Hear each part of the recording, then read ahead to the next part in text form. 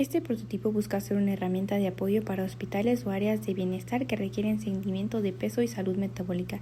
Además, permite que los datos procesen y consulten desde una interfaz digital vía Bluetooth, fomentando la autonomía del usuario.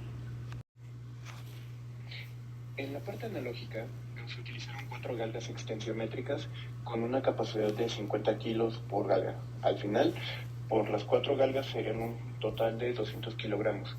Ahora, se conectó una fuente de alimentación a 5 voltios a las galgas extensiométricas que devolvían la señal en milivoltios.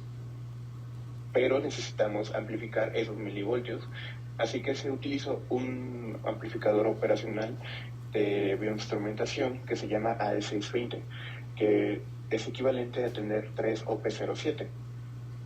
Bueno, y este AD620 se utilizó una resistencia de 1K para al final tener una ganancia de 50.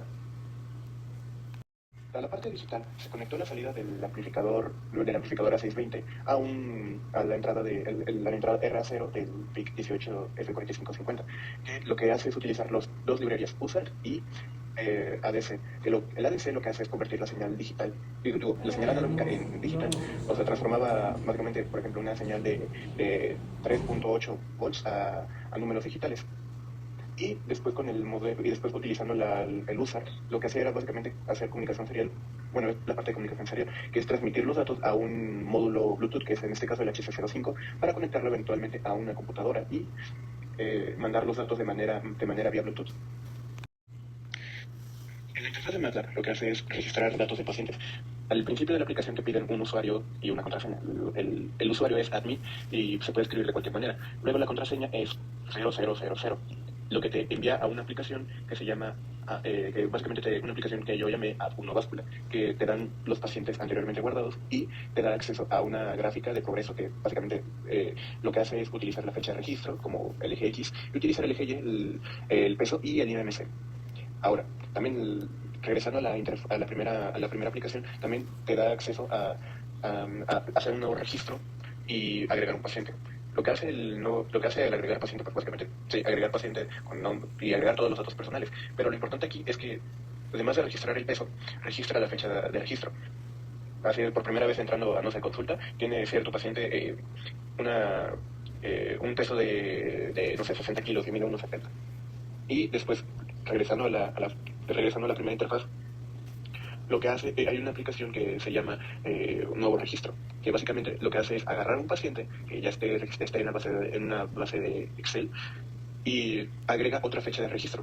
O sea, por ejemplo, un mes después pone que ese mismo paciente haya, no sé, bajado de peso a 50 kilos y obviamente manteniendo la misma estatura, genera el IMC y genera otro dato para la gráfica que anteriormente he mencionado. Ahora, después regresando a la primera aplicación de ver progreso, bueno, la gráfica de progreso, lo que hace es básicamente comparar las fechas de registro y al final armar una gráfica de qué tanto ha subido el peso y el IMC. Por último, se realizó una gráfica con la que se utilizó el peso de 10 personas y con esta gráfica se realizó la regresión lineal. Se armó la ecuación y en la que X es el voltaje de la persona, se multiplica con otra cosa y al final esta se suma con otra cosa. Y pues esa sería como más o menos el código, un poco.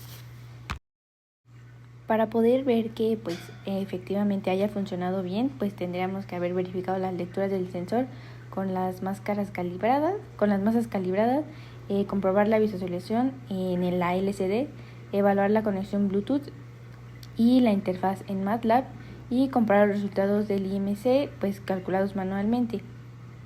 También medir el tiempo de respuesta y pues claro la precisión de la báscula.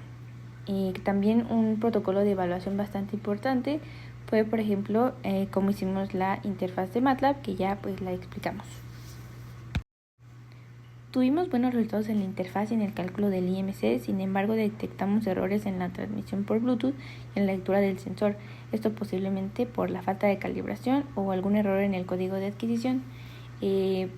Pues en realidad digamos que la interfaz y eso estuvo bien, sin embargo pues sí, el problema fue como las conexiones en la LCD, que al final lo tuvimos que hacer pues en una proto y creo que eso fue como un resultado, no fue el esperado, pero pues fue uno de los resultados. Se logró integrar un sistema completo de medición, procesamiento y visualización. La interfaz en MATLAB funcionó correctamente. Obviamente hay áreas de mejora, como la conexión en Bluetooth, la lectura del sensor y el cambio de protoboard a LCD.